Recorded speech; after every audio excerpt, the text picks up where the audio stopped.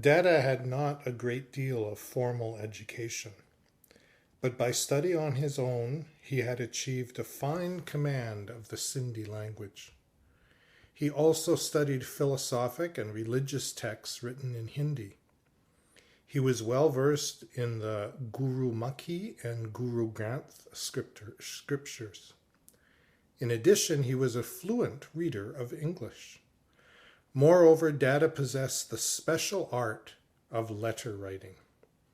His style was brief and accurate, yet filled with images that stood out from the page and engraved themselves on the reader's mind, concepts uniformly noble and inspiring. He had a refined appreciation for literature and art, a taste for the captured moment, for the realization, for the glimpse of truth memorialized in any form. Even in his business career, it was by his special insight that he used to create new designs in jewelry. Never did he copy the work of another.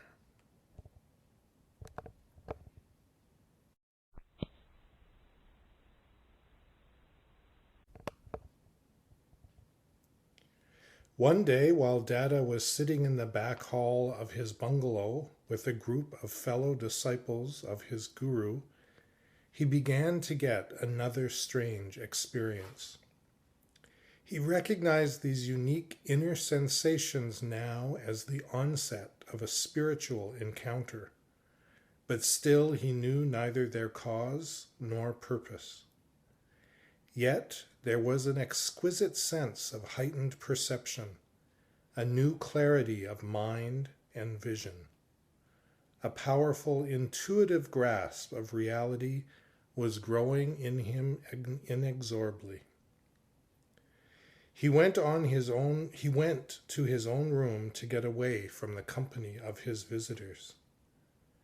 As he sat alone, absorbed in the incomprehensible manifestations of a new level of being, he was filled with divine intoxication.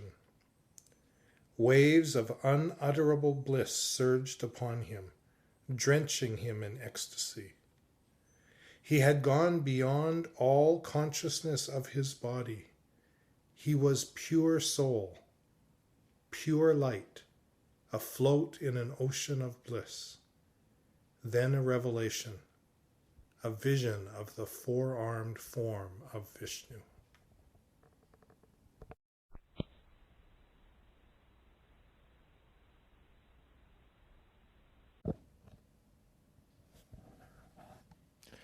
I had already heard much about Om Baba, how those who went to his satsang found peace of mind and even experienced visions. So one day I went there. I watched him carefully, and I saw that what they said was true. Sublime peace poured out from him. Just by being in his presence, I felt suddenly happier. Baba asked, "Who are you? Do you know who you are?" I said, "I am an unhappy woman." Again Baba asked, "Okay, tell me whether the world is full of happiness or unhappiness." I said, "The world is full of great unhappiness." Baba said, "Sit down." He made me sit near him, and he drew a picture of a human being, showing the soul between the eyebrows. He explained it simply. Look, this body is made of the 5 elements of matter. It is destructible. But the soul, which is inside it, possesses mind, intellect, and impressions or personality tendencies. The soul is conscious, eternal, and indestructible. Daughter, these 2 things are separate. The body dies and is burned. The soul is not burned. It goes from one body to another. Now tell me which you are of these 2. Are you the body made of the 5 elements, or are you the soul? I was stunned. A curtain had been lifted from my eyes. I said, "Baba, according to your explanation, I am a soul." Baba replied, "Daughter, the nature of the soul is peace. Peacelessness is the nature of Prakriti, the physical elements. By identifying with those elements, you become peaceless. Now tell me who said, 'I am an unhappy woman.' Are you an unhappy woman, or are you a peaceful soul?" Upon hearing this, I lit up. Yes, I am a peaceful soul. I experienced the truth of Baba's words. Baba said, "Take your intellect away from the consciousness of the body. Be bodiless. Establish yourself in your eternal, immortal form, the peaceful soul. See who you are. Do you see what form you have?" As Baba spoke, I went into another state of consciousness. I forgot this body altogether. I saw myself as a dot of light, flying up and up into the realms of limitless joy. I sat for nearly 2 hours in that state of natural samadhi. When I came down again, Baba called me and asked, "Who are you?" I said, "I am a soul." Baba asked again, "Now are you happy or unhappy?" I said, "I am one peaceful, happy soul. There is no one as happy as I am." Baba asked, "Is the world happy or unhappy?" I said, "It is happy." Baba laughed and then said, "All right, remember. Remember and make today's lesson your own. Tomorrow I will teach you another lesson."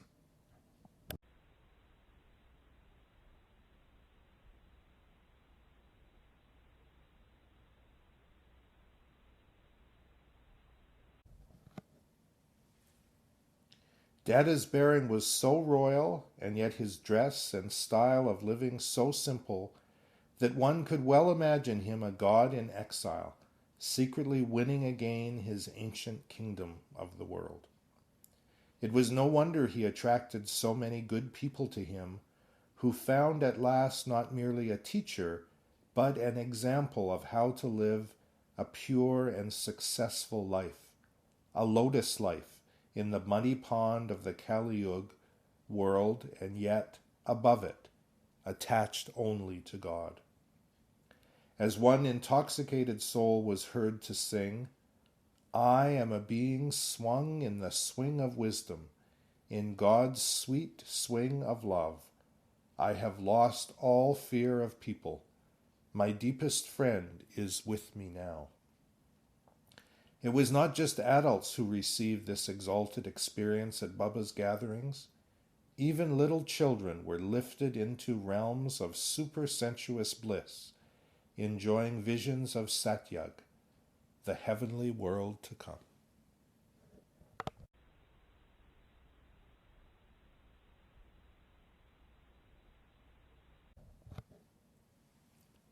Sometimes Baba took them specially to the beach in the early morning hours, not to drill, but rather to sit in silent meditation.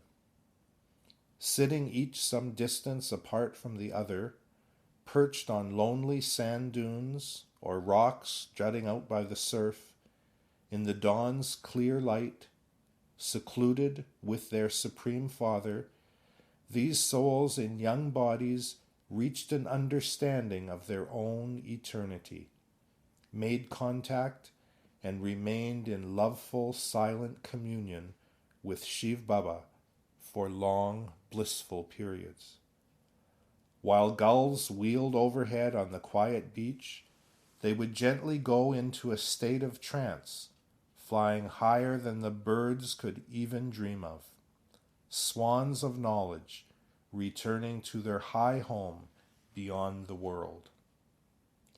When it was game time, they participated fully and happily, whether it was hide and seek, or musical chairs, or badminton, and sportsmanship was the real point of the exercise. It was a virtue which came easily in that atmosphere.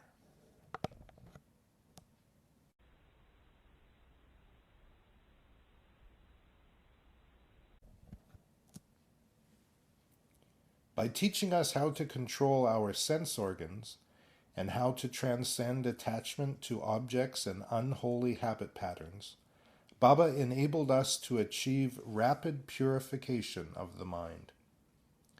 If your decisions are not pure, Baba taught us, bad actions will take place through the organs of action. So make the mind completely pure. The more you remain in the remembrance of God and are intoxicated in that state of loveful remembrance, the mind will become more and more purified. If, before the coming world destruction, you have not made your mind completely pure, then you will not come into the golden aged world, the period of greatest paradise conditions on earth, and you will be born into the silver age instead. Now, in the present age of becoming the highest possible human beings, be the spinners of the cycle of self-realization. Hold fast to the cycle so that your evil tendencies will be destroyed. Baba was a constant source of inspiration and wisdom to those who lived in the yajna. He taught the subtlest secrets of how to invoke in the self divine attributes such as introspection, lightheartedness, balance, tolerance, humility, patience, perseverance, and willpower. High energy and happiness flowed through everyone like a live electric current, and we were accumulating more reserves of that precious power each day with every moment of meditation.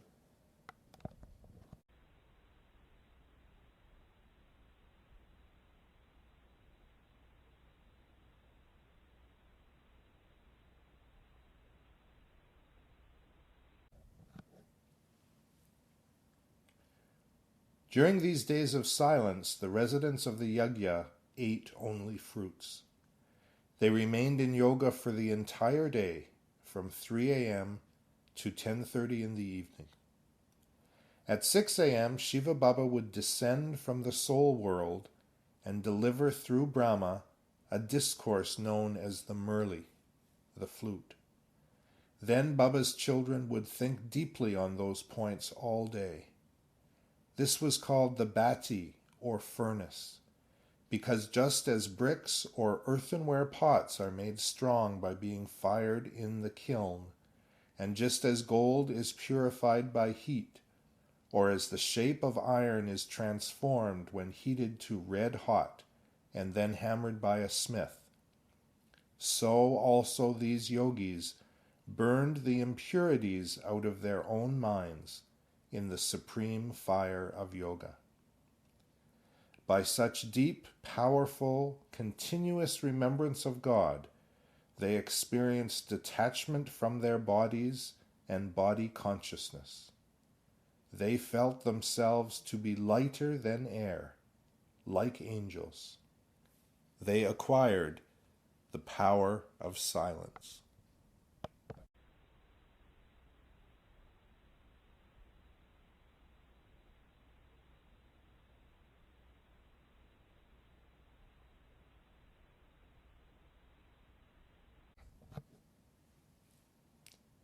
Sometimes Baba would go to the kitchen and help prepare the food.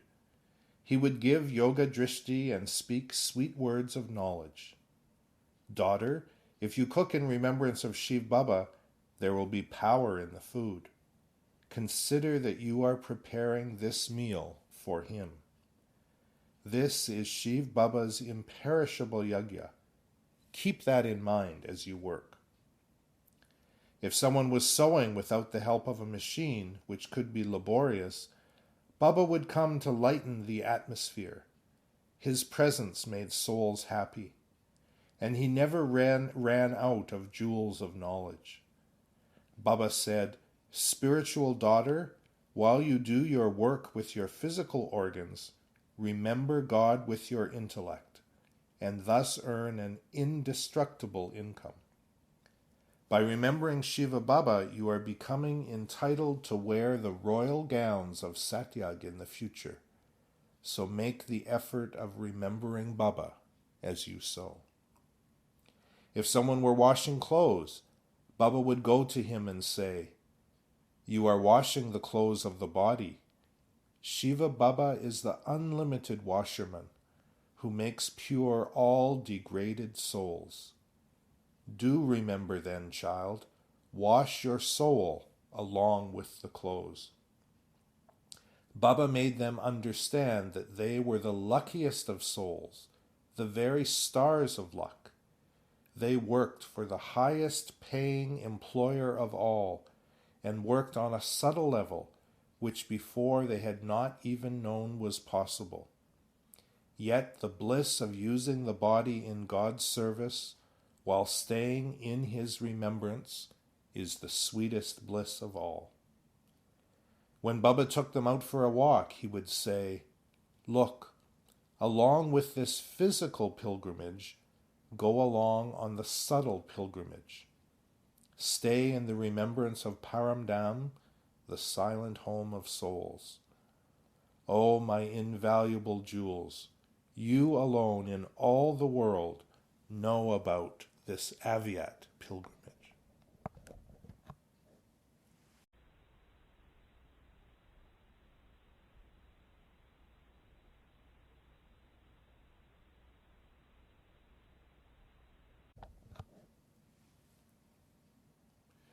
On January 18th, 1969, Prajapita Brahma achieved the final stage of perfection.